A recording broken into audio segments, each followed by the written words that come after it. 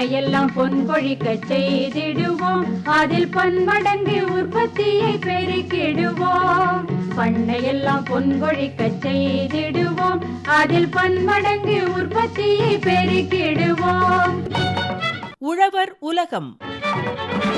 கண்மணி பொல்லல் மணியை வளர்த்திடவே நாடும் கருத்துரைக்கும் ஒலிபரப்பை கேட்டிடுவோம். கண்மணி பொல்லல் மணியை வளர்த்திடவே நாடும் கருத்துரைக்கும் ஒலிபரப்பை கேட்டிடுவோம்.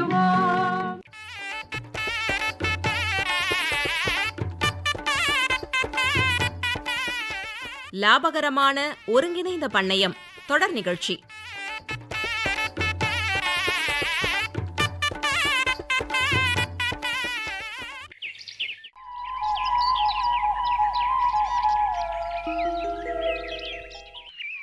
என்ன பட்டக்கா, யாருக்காகவோ வழி மேல விழி வச்சு காத்துக்கிட்டு நிக்கிறாப்புல தெரியுது. அட வா முத்தழகு, நான் யாருக்காக காத்துக்கிட்டு நிற்க போகிறேன்? எல்லாம் உங்கள் மாமாவுக்காகத்தான். நேரம் ஆயிடுச்சு, இன்னும் ஆளை காணமேன்னு பார்த்துட்டு நிற்கிறேன். மாமா என்ன சின்ன குழந்தையாக்கா? வயல்ல வேலைக்கு கொஞ்சம் அதிகமாக இருந்திருக்கும், அதான் நேரமாகுது போல. ம் நேரங்கால பார்க்காம உழைச்சா மட்டும் என்ன பிரயோஜனம்? என்ன பட்டக்கா இவ்வளவு சலிப்பா பேசுறீங்க? பின்ன என்ன முத்தழகு, செலவு தான் அதிகமாகுதே தவிர வரவு வந்த பாடே இல்லையே. எந்த ஒரு தொழிலையும் லாபம் நஷ்டம் இருக்கதா செய்யும். அதில் நாம தான் கண்ணு கருத்துமா செயல்பட்டு தீர்வு காணணும். என்ன முத்தழகு நீ, எப்படி பார்த்தாலும் எங்களுக்கு உழைப்பும் செலவும் மட்டும்தான் ஆகுது. இதில் லாபம் எங்கேருந்து பார்க்கறது சொல்லு. அக்கா, நான் வேணும்னா ஒரு யோசனை சொல்லவா? என்ன சொல்லவான்னு கேட்குற? சொல்லு முத்தழகு. வருஷம் முழுக்க நாம நிலையான வருமானத்தை எடுக்கணும்னா அதுக்கு ஒரு வழி இருக்கு. என்ன வழி? அதுதான் ஒருங்கிணைந்த பண்ணையம். இதில் விவசாயத்தோட நாம் ஆடு மாடு கோழி மீன் இப்படி பல உபத்தொழில்களை சேர்த்து செய்கிறதால நமக்கு செலவும் குறைவு, வருமானமும் அதிகம். ஏன் முத்தழகு, அது எப்படி செலவு குறைவாகும்? இன்னும் அதிகமாக தானே ஆகும். அதுதான் இல்லை, இதில் ஒன்றோட ஒன்று தொடர்பு இருக்கிறதுனால ஒன்றுத்தோட கழிவை இன்னொன்றுக்கு உரமாக மாற்றி பயன்படுத்திக்கலாம். அதனால் நமக்கு செலவு கம்மி தானே. அப்படின்னா இந்த ஒரு கல்லில் ரெண்டு மாங்கான்னு சொல்லுவாங்களே, அப்படியா? அதேதான்க்கா. சரி முத்தழகு, அப்படி நான் வளர்க்குறதா இருந்தா என்ன வளர்க்கலாம்னு கொஞ்சம் சொல்லேன். சொல்கிறேன்க்கா, நான் இல்லை, இவங்க சொல்லுவாங்க, கேளுங்க. யார் முத்தழகு? ஒருங்கிணைந்த பண்ணையத்திற்கு ஏற்ற நாட்டுக்கோழி வளர்ப்பு குறித்து சென்னை கால்நடை மருத்துவக் கல்லூரி கோழியின அறிவியல் துறை பேராசிரியர் மற்றும் தலைவர் முனைவர் ஆர் ரிச்சர்ட் சர்ச்சில் அவங்க தான் தகவல்களை சொல்ல போறாங்க. கவனமா கேட்போம்.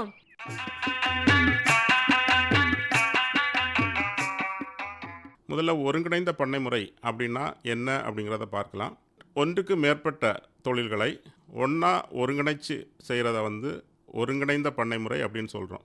உதாரணமாக மீன் வளர்க்கக்கூடிய மீன் குட்டைகளுக்கு மேலே கோழி கூண்டுகளை அமைச்சு அதில் கோழிகளை வளர்க்குறப்போ கோழிகள்லேருந்து விழக்கூடிய எச்சம் மற்றும் தீவன உதிரி பொருட்கள் மீன் குட்டையில் விழுறதுனால மீன்களுக்கு அது உணவாகுது. மீன் குட்டையிலேருந்து வெளியேறக்கூடிய தண்ணீர் பாசனத்துக்கு பயன்படுது, விவசாயத்துக்கு பயன்படுது. விவசாய உற்பத்தி பொருட்கள் மற்றும் மீன்லேருந்து வரக்கூடிய கழிவுகள் திரும்பவும் கோழிக்கு உணவாக பயன்படுது. இப்படி ஒன்றுக்கு ஒன்று சார்ந்து செய்யப்படும் தொழில்களை ஒன்றா செய்கிறத ஒருங்கிணைந்த பண்ணை முறை அப்படின்னு சொல்கிறோம். இனி நாட்டுக்கோழி வளர்ப்பில் எந்த வகையான ஒருங்கிணைந்த பண்ணை முறைகள் சாத்தியம் அப்படிங்கிறத பார்க்கலாம். கோழி வளர்ப்பை மீன் வளர்ப்போடு ஒருங்கிணைந்து செய்கிறது ஒரு வகையான ஒருங்கிணைந்த பண்ணை முறை. இன்னும் சில பகுதிகளில் பரன்மேல் ஆடு வளர்ப்பு செய்யக்கூடிய பண்ணைகளில் அந்த பரனுக்கு கீழே கோழிகளை ஒருங்கிணைத்து வளர்க்குறாங்க. இது தவிர பரவலாக விவசாய தோட்டங்களில் கோழி வளர்ப்பை ஒருங்கிணைப்பதற்கான சாத்தியக்கூறுகள் பல இடங்களில் இருக்குது. முக்கியமாக தென்னந்தோப்புகள், மாந்தோப்புகள், பழத்தோட்டங்கள், இது மாதிரி தோட்டப்பயிர்கள் மட்டும் இல்லாமல் முந்திரி தோட்டங்கள், ரப்பர் தோட்டங்கள் மாதிரியான பணப்பயிர்கள் பயிரிடப்படும் தோட்டங்களில் கூட கோழி வளர்ப்பை ஒருங்கிணைந்து செய்வதற்கான சாத்தியக்கூறுகள் மிக அதிகமாகவே இருக்குது. இனி இந்த மாதிரி ஒருங்கிணைந்த பண்ணை முறையில் வளர்க்குறதுக்கு சரியான கோழினங்கள் என்னென்ன அப்படிங்கிறத பார்க்கலாம். முக்கியமாக இந்த முறையில் வளர்க்கப்படக்கூடிய கோழிகள் நல்ல மேய்ச்சல் திறன் உடைய கோழிகளாக இருக்கணும். இதுக்கு வந்து நாட்டு கோழியினங்களான அசீல், கடக்நாத் போன்ற கோழியினங்கள் ரொம்பவும் உகந்தது. அது மட்டும் இல்லாமல் நம்ம தமிழ்நாட்டு கோழியினங்களான சிறுவிடை, பெருவிடை, இடைவெட்டு இந்த மாதிரிப்பட்ட கோழியினங்களையும் இணைச்சி வளர்க்கலாம். இது தவிர மேம்படுத்தப்பட்ட கோழியினங்களான தனுவாஸ், அசீல் இந்த மாதிரி கோழிகளையும் நம்ம இந்த பண்ணை முறையில் இணைச்சி வளர்க்கலாம். இனி இந்த முறையில் நம்ம கோழிகளை வளர்க்குறப்போ எவ்வளவு இடவசதி தேவை அப்படிங்கிறத பார்க்கலாம். பொதுவாக ஒருங்கிணைந்த பண்ணை முறையில் சுமார் 1 ஏக்கர் நிலத்தில் 100 கோழிகளை வளர்க்கலாம். இந்த கோழிகள் அந்த பண்ணை விட்டு வெளியில் போகாமல் இருக்கிறதுக்காக பண்ணையை சுற்றி வேலிகள் அமைக்கிறது ரொம்ப அவசியம். இந்த ஒரு சில பண்ணையாளர்கள் கம்பி வலை, செயின் லிங்க், மெஷ் போன்ற வலைகளால் உறுதியான வேலிகள் அமைப்பாங்க. இதுக்கு ஆகிற செலவு அதிகம் அப்படிங்கிறதுனால சிலர் வந்து பழைய மீன் வலையை வாங்கி அதை வேலியாக உபயோகிக்கிறாங்க. இந்த முறையில் வளர்க்கக்கூடிய கோழிகள் நாட்டு கோழிகள் அப்படிங்கிறதுனால இந்த கோழிகளுக்கு பறக்கும் திறன் அதிகம். அதனால் குறைந்தபட்சம் 7 அடி உயரமுள்ள வேலி அமைக்கிறது அவசியமாக இருக்குது. இந்த முறையில் கோழிகளை வளர்க்குறப்போ அதுக்கு தேவையான கொட்டகை அல்லது கோழி வீடு அமைப்பை பற்றி பார்க்கலாம். சுமார் 25 வரை வளர்க்கக்கூடிய சிறிய பண்ணைகளில் இரவு அடைப்பிடங்கள் மட்டுமே போதுமானது. இந்த இரவு அடைப்பிடங்கள் அந்தந்த பகுதிகளில் கிடைக்கக்கூடிய மரம், கம்பி வலை, தகரம் மற்றும் பிளாஸ்டிக் ஷீட்டு இதனால் வந்து நம்ம செஞ்சுக்கலாம். இரவு மட்டும் கோழிகளை அடைக்கிறப்போ ஒரு கோழிக்கு வந்து 1 சதுர அடி என்கிற அளவில் இடவசதி போதுமானது. ஆனால் பெரிய எண்ணிக்கையில் பண்ணை முறையில் கோழிகளை வளர்க்குறப்போ சரியான கோழி கொட்டகைகள் அமைக்க வேண்டியது அவசியமாகுது. இந்த கோழி கொட்டகைகளில் நல்ல காற்றோட்டம், நல்ல வெளிச்சம் இருக்கிற மாதிரி அமைச்சிக்கணும். இதுக்காக தான் நம்ம தெற்கு மற்றும் வடக்கு பகுதிகளில் சுவர்களில் 2 அடிக்கு மேலே கம்பி வலை பதிக்கிறோம். ஆனால் கிழக்கு மற்றும் மேற்கு பகுதி சுவர்கள் முழுவதுமாக சுவராக கட்டப்பட்டிருக்கணும். இதனால் வெயில் கொட்டகைக்குள்ளே விழுறதை நம்ம தடுக்க முடியும். தெற்கு மற்றும் வடக்கு பகுதியில் இருக்கக்கூடிய கம்பி வலை மூலம் நல்ல சூரிய வெளிச்சம் வர்றதுனால இந்த சூரிய வெளிச்சம் ஒரு நல்ல கிருமி நாசினி. இந்த கொட்டகைகளுக்கு உள்ளால் ஒரு நல்ல சுகாதாரமான சூழ்நிலை நிலவும். ஒரு சில பண்ணையாளர்கள் இந்த கொட்டகை இல்லாட்டி இரவு அடைப்படங்களுக்கு உள்ளால் கம்புகளை உபயோகித்து பரன்கள் ஏற்படுத்துகிறாங்க. பரன்கள் ஏற்படுத்துகிறப்போ கோழிகள் அந்த பரன் மேலேயும் ஏறி உட்கார்றதுனால அதிக எண்ணிக்கையில் கோழிகளை நம்ம அடைச்சி வளர்க்க முடியும். இனி இந்த கொட்டகைகளோட தரையில் நன்கு உலர்ந்த உமி, மரத்தூள், கடலைத்தோல், கயிறு கழிவு இது மாதிரியான ஏதாவது ஒரு பொருளை ஆழ்குளமாக உபயோகிக்கணும். இந்த ஆழ்குளத்தை அப்பப்போ கிளறி விடணும். ஈரம் அதிகமாக கெட்டி ஆகாமல் இருக்கிறத உறுதி செஞ்சுக்கணும். இந்த ஆழ்குளத்தை 6 மாதத்துக்கு ஒரு முறையாவது நம்ம அகற்றி திரும்பவும் கொட்டகையை சுத்தப்படுத்தி புதிய ஆழ்குளம் விரித்து கொட்டகையை பயன்படுத்தலாம். இனி ஒருங்கிணைந்த பண்ணை முறையில் கோழிகளை வளர்க்குறப்போ இந்த கோழிகளுக்கான தீவன மேலாண்மை பற்றி பார்க்கலாம். பண்ணை தோட்டங்கள் நீர்ப்பாசனம் செய்யக்கூடிய தோட்டங்களாக இருந்தால் அதில் கரையான், புழு, பூச்சி அதிக அளவில் உற்பத்தி ஆகிறதுனால கோழிகளுக்கு நல்ல மேய்ச்சல் கிடைக்க வாய்ப்புண்டு. அப்படி கிடைக்கிற பட்சத்தில் 1 ஏக்கர் நிலத்தில் 100 கோழிகள் அப்படிங்கிற அளவில் நம்ம வளர்க்க முடியும். கூடவே முருங்கை, அகத்தி இது மாதிரியான குறுமரங்களை வளர்த்து அதனுடைய இலைகளையும் கோழிகளுக்கு உணவாக அளிக்கலாம். மேலும் ஒரு சிறிய வேலியிட்ட இடப்பட்ட பகுதியில் கோஃபோர், வேலி மசால் இது மாதிரியான புல் வகைகளை வளர்த்து அதையும் கோழிகளுக்கு உணவாக கொடுக்கலாம். ஒரு சில பண்ணையாளர்கள் அசோலா உற்பத்தி செஞ்சு கொடுக்குறாங்க. இன்னும் ஒரு சில பண்ணையாளர்கள் கரையான் உற்பத்தி செஞ்சு கொடுப்பாங்க. இந்த கரையானில் அதிக அளவு புரதம் இருக்கிறதுனால இது குஞ்சுகளுக்கு ஒரு நல்ல உணவாக அமையுது. மேய்ச்சலுக்கு சென்று வர்ற கோழிகளுக்கு நெல், கம்பு, கோதுமை, சோளம், உடைச்ச மக்காசோளம் இது மாதிரியான தானியங்களுடன் சமையலறை கழிவுகளையும் உணவாக கொடுக்கலாம். குறைஞ்ச நிலப்பரப்பில் அதிக எண்ணிக்கையில் கோழிகளை வளர்க்குறப்போ இல்லாட்டி கோழிகளுக்கு போதுமான மேய்ச்சல் இல்லாதப்போ கூடுதலாக நம்ம கோழி தீவனங்களை வாங்கி பயன்படுத்துறது அவசியமாகுது. இந்த கோழி தீவனங்களில் எல்லா ஊட்டச்சத்துகளும் சரி விகிதத்தில் கலந்து இருக்கிறதுனால கோழிகளோட உற்பத்தி திறன் அதிகமாகுது. மேலும் ஒரு கோழிக்கு வந்து சுமார் 20 முதல் 30 கிராம் கோழி தீவனம் கொடுத்தாலே போதுமானது. சிறுவிடை கோழி போன்ற நம்ம நாட்டு கோழி இனங்களை இந்த முறையில் வளர்க்குறப்போ 100 பெட்டை கோழிகளுக்கு சுமார் 35 முட்டை அப்படிங்கிற அளவில் கிடைச்சாலே போதுமானது. இந்த அளவில் முட்டை உற்பத்தி கிடைக்கிறப்போ அந்த கோழிகளுக்கு தேவையான ஊட்டச்சத்து கிடைக்குது அப்படின்னு நம்ம தெரிஞ்சுக்கலாம். இப்போ இந்த கோழி முட்டை உற்பத்தி குறையிறப்போ இல்லாட்டி ஊட்டச்சத்து குறைபாடு நோய்கள், முக்கியமாக தலையை ஒரு பக்கமாக சாய்த்து வட்டம் அடிக்கிறது, காலில் ஊனம் ஏற்படுறது இது மாதிரியான குறைபாடுகள் ஏற்படுறப்போ வைட்டமின் மருந்துகளை தண்ணீர்லையும் தாது உப்புகளை தீவனத்திலையும் கலந்து வைக்கணும். தோல் முட்டையிடுறது இல்லாட்டி முட்டை ஓடு தடிமன் குறைந்து முட்டை உடைந்து போவது இது மாதிரி பிரச்சனைகள் இருந்தால் கிளிஞ்சல் ஓடுகளை சின்னதாக நுணுக்கி தனியாக ஒரு பாத்திரத்தில் வைக்கலாம்.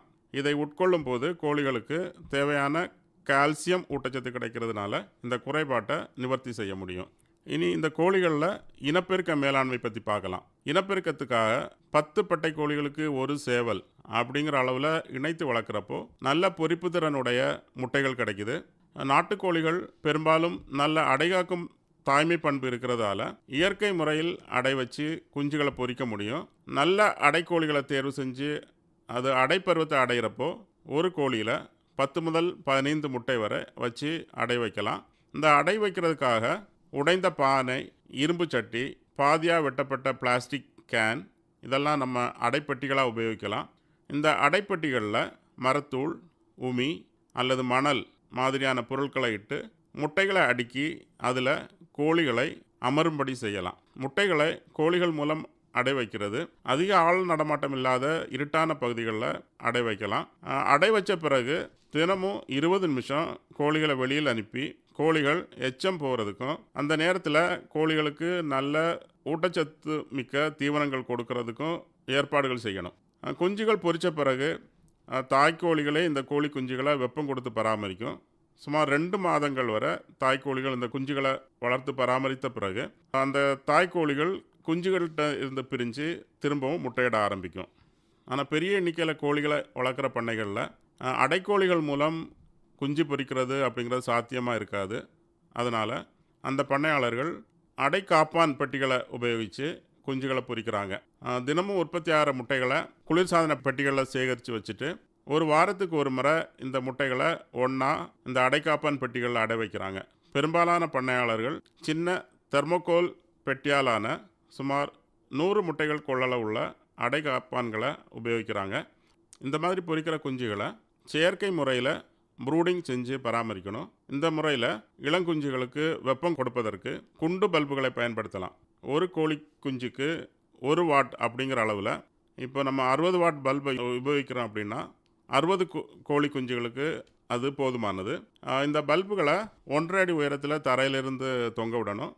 கோழி குஞ்சுகளை சுற்றியும் வட்ட வடிவில் ஒரு 1.5 அடி உயரமுள்ள அட்டை மூலம் இல்லாட்டி தகரத்தாலான தடுப்பு ஏற்படுத்தணும். கோழி குஞ்சுகளுக்கு தேவையான குஞ்சு தீவனம் மற்றும் சுத்தமான தண்ணீரை பாத்திரங்களில் வைக்கணும். இந்த ப்ரூடிங் சுமார் 3 வாரங்கள் தேவைப்படும். அதற்கு பிறகு இந்த வெப்பம் தேவைப்படாது. ஆனால் கோழி குஞ்சுகளை சுமார் 6 வாரம் வரைக்கும் கொட்டகைக்குள்ளாலேயே வளர்த்து அதுக்கு பிறகு தான் நம்ம வெளிமேய்ச்சலுக்கு அனுப்ப முடியும். கோழிகளில் நோய் மேலாண்மை மிகவும் அவசியம். முக்கியமாக கோழி கொட்டகைகளில் ஆழ்குளம் உலர்வாக இருக்கிறத உறுதி செஞ்சுக்கணும். பூஞ்சை காளான்கள் பாதிப்புக்குள்ளான தானியங்களையோ தீவனங்களையோ கோழிகளுக்கு உணவாக பயன்படுத்தக்கூடாது. தேவையான தடுப்பூசிகளை அப்பப்போ இடணும். கோழிகளுக்கு முக்கியமாக வெள்ளை கழிச்சல், அம்மை நோய் இந்த 2 நோய்களும் நச்சூரியால் ஏற்படக்கூடிய வெள்ளை கழிச்சல் நோய் மற்றும் அம்மை நோய் இந்த 2மே கோழிகளை மிகவும் பாதிக்கக்கூடிய நோய்கள். இதில் வெள்ளை கழிச்சல் நோய் ஒரு மிக கொடிய நோய். இந்த நோய் பாதிப்புக்குள்ளான பண்ணைகளில் தடுப்பூசிகள் இடலை அப்படின்னா 80% மேலான கோழிகள் இறந்துவிட வாய்ப்பு இருக்குது. அதனால் வெள்ளை கழிச்சல் நோய்க்கு எதிராக 7வது நாள் F1, 28வது நாள் லசோட்டா, 8வது வாரம் அப்புறம் 20வது வாரங்களில் R2B இல்லாட்டி K இது மாதிரியான வயதுக்கு ஏற்ற தடுப்பு மருந்துகளை கொடுக்கணும். கோழி அம்மை பாதிப்பு ஏற்படக்கூடிய இடங்களில் அந்த நோய்க்கான தடுப்பூசியை 6 வாரத்துக்கு மேலே நம்ம ஊசி மூலம் செலுத்தணும். கோழிகள் நோயால் பாதிக்கப்பட்டால் அதை அருகில் இருக்கக்கூடிய கால்நடை மருத்துவக் கல்லூரிக்கு எடுத்து சென்று உடற்கூறு ஆய்வு செய்து நோய் கண்டறிந்து கால்நடை மருத்துவரின் அறிவுரைப்படி மருத்துவம் செய்யணும். இந்த மாதிரி ஒருங்கிணைந்த பண்ணை முறையில் கோழிகளை வளர்க்குறப்போ பல நன்மைகள் இருக்குது. முக்கியமாக கோழிகளோட எச்சம் இந்த நிலத்தில் விழுறதுனால இந்த நிலத்தோட மண் வளம் அதிகமாகுது. இதனால் அந்த பயிர்களில் உற்பத்தி அதிகமாகுது.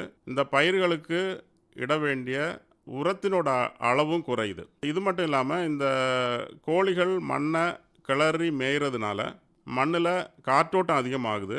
இதனால் மழை பெய்கிறப்போ மழை தண்ணி மண்ணுக்குள்ளே எளிதாக செல்லுது. இந்த நன்மைகள்னால தோட்ட பயிர்களில் இருந்து கிடைக்கக்கூடிய மகசூலும் அதிகமாகுது. உரத்துக்கான தேவை குறையுது. எனவே பண்ணை தோட்டங்கள் வச்சிருக்கிற பண்ணையாளர்கள் அதை சுற்றிலும் வேலி அமைத்து அதில் கோழிகளை ஒருங்கிணைச்சு வளர்க்குறதுனால ஆண்டு முழுவதும் வருமானம் கிடைக்கிறது மட்டும் இல்லாமல் இரட்டிப்பு லாபமும் அடையலாம். என்ன பட்டக்கா, ஒருங்கிணைந்த பண்ணையத்திற்கு ஏற்ற நாட்டுக்கோழி வளர்ப்பு குறித்து சென்னை கால்நடை மருத்துவக் கல்லூரி கோழியின அறிவியல் துறை பேராசிரியர் மற்றும் தலைவர் முனைவர் ஆர் ரிச்சர்ட் சர்ச்சில் அவங்க சொன்ன தகவல்களை கேட்டிங்களா? அருமையா சொன்னாங்கல்ல. ஆமா முத்தழகு, இம்புட்டு நாளா இது தெரியாம போச்சே. அக்கா, ஒருங்கிணைந்த பண்ணைய முறையில் நாட்டுக்கோழி வளர்க்கறதால நமக்கு பல வகையிலும் நன்மைதான். ஆமா முத்தழகு, நாட்டுக்கோழிகளில் என்னென்ன வகை இருக்கு, அதை எப்படி தேர்வு செய்யலாம், எப்படி பண்ணை அமைச்சு நோய் வராம பராமரிக்கலான்னு இப்படி எல்லாத்தையும் தெளிவா புட்டு புட்டு வச்சிட்டாரே. அப்புறம் என்ன பட்டக்கா, இனி ஏன் தாமதிக்கணும்? மாமா வந்ததும் இந்த தகவல்களை அவர்கிட்ட சொல்லி விவசாயத்தோட கூட நாட்டுக்கோழிகளையும் வாங்கி வளர்க்க ஆரம்பிச்சிடுங்க. என்ன நான் சொல்றது? கண்டிப்பா முத்தழகு, உங்க மாமா நிச்சயம் சம்மதிச்சிருவாரு. அக்கா, மாமாவுக்கு ஆயுசு 100. அதை பாருங்க, தெருமுனையில வந்துகிட்டு இருக்கிறாரு. வயிறுக்கு விருந்தா சுவையான உணவையும், செவிக்கு விருந்தா இங்கன கேட்ட தகவல்களையும் சொல்லிடுங்க. அடடே, அருமையா இல்ல பேசுற. சரிக்கா, அப்ப நான் புறப்படுறேன்.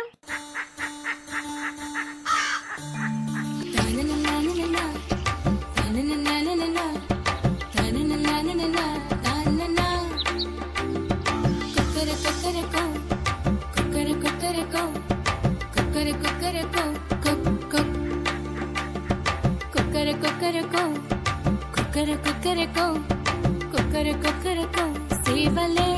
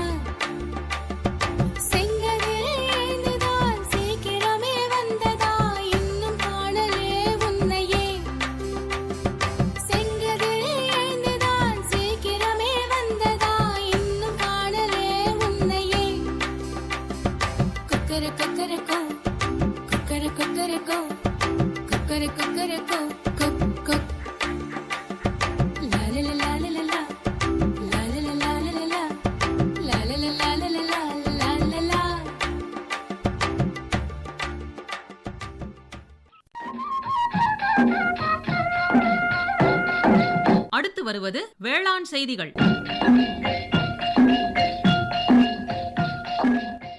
பயறு வகை பயிர்களில் விதை உற்பத்தி தொழில்நுட்பங்கள். பயறு வகைகள் நமது அன்றாட உணவில் பெரும் பங்கு வகிக்கின்றன.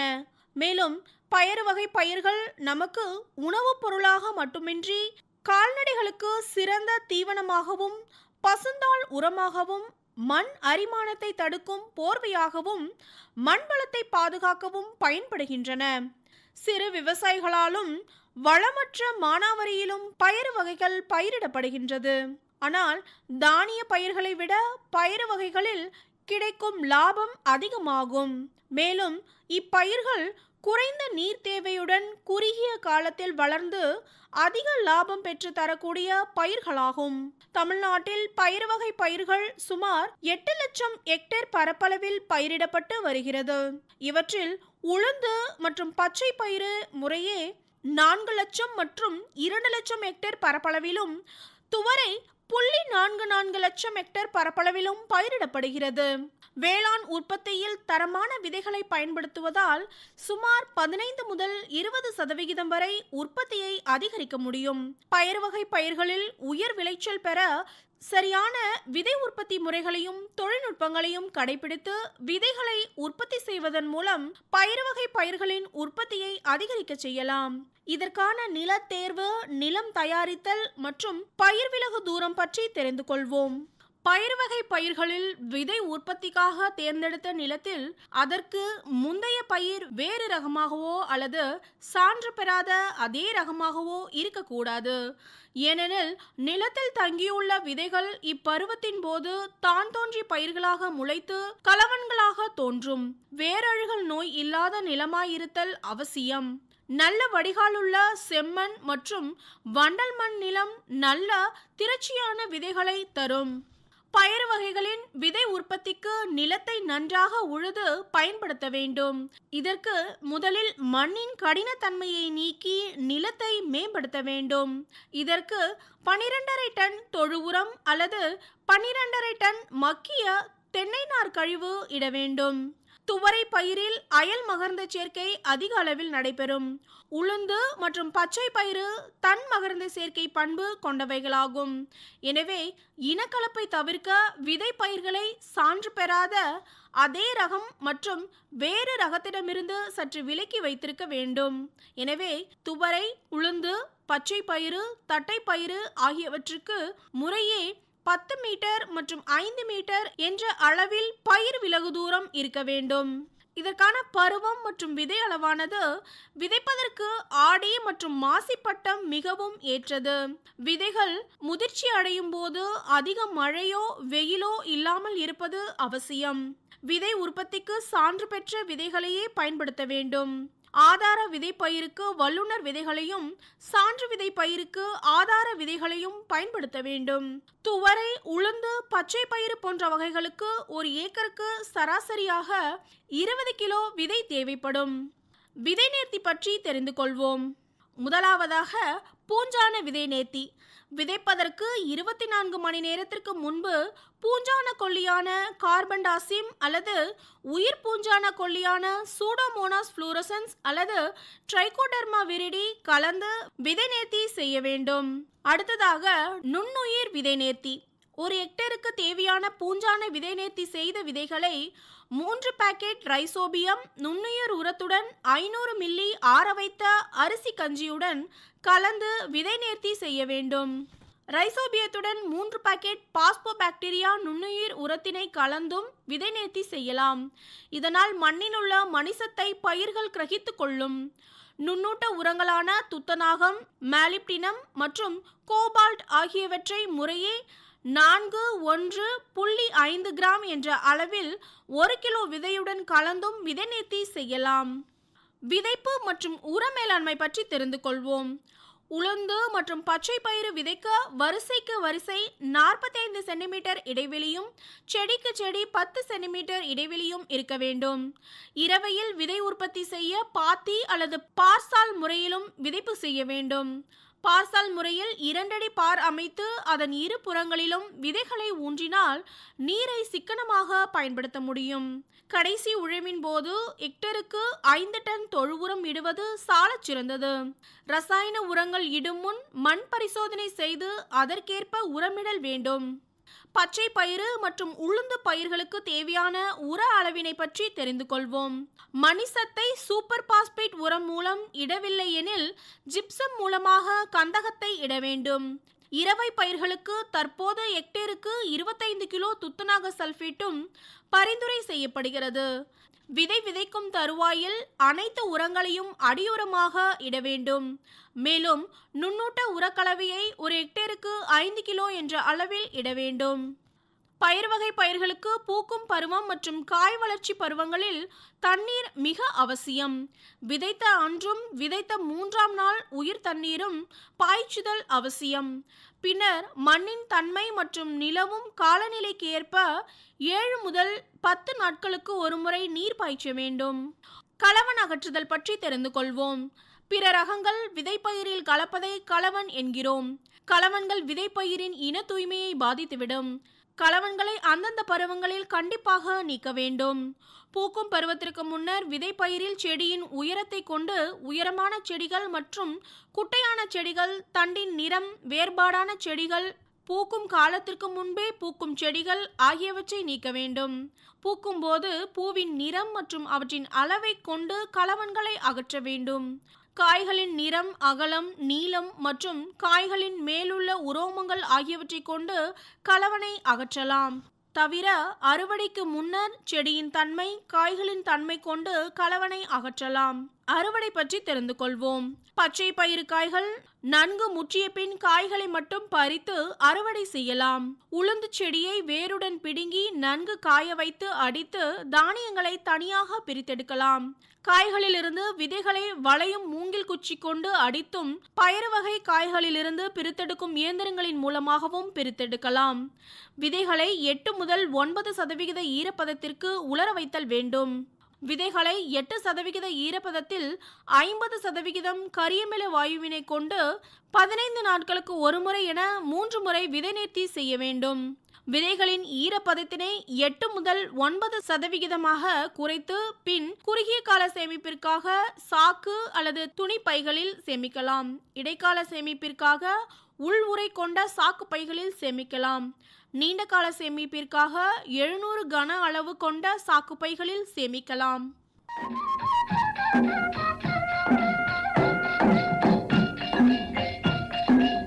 இதுவரை வேளாண் செய்திகள் கேட்டீர்கள். மண்ணின் வளத்தை மிகவும் கூட்டி மகசூல் பெருகச் செய்திடவே நுண்ணுயிர் உரங்கள் உண்மையிலேயே உயிர் உரமாக செயல்படுமே. மண்ணின் வளத்தை மிகவும் கூட்டி மகசூல் பெருகச் செய்திடவே நுண்ணுயிர் உரங்கள் உண்மையிலேயே உயிர் உரமாக செயல்படுமே.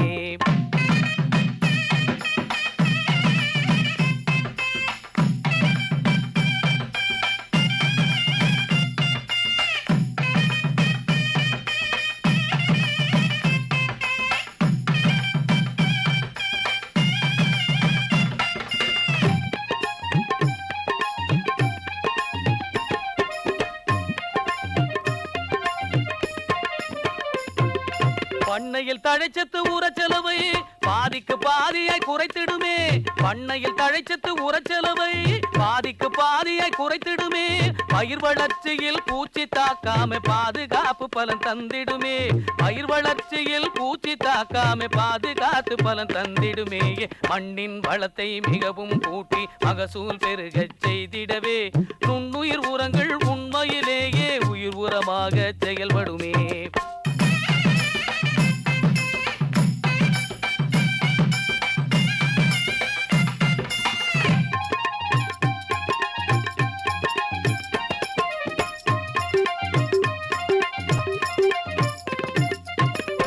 கடலை காராமணி அவர உளுந்து பயறு மணிலா வகைக்கு கொண்ட கடலை காராமணி அவர உளுந்து பயறு மணிலா வகைக்கு என்ன கவலை இங்கே பாரு ரைசோபியம் என்ற நுண்ணுயிர் இருக்கு. என்ன கவலை இங்கே பாரு ரைசோபியம் என்ற நுண்ணுயிர் இருக்கு. கம்பு, சோளம், ராகி, நெல், கரும்பு, மக்காச்சோளம், எள், காய்கறி, பழங்கள் எந்த காலமும் ஏற்ற பலன் தர இங்கே இருக்கு. அசோஸ்பயிர் இல்லம்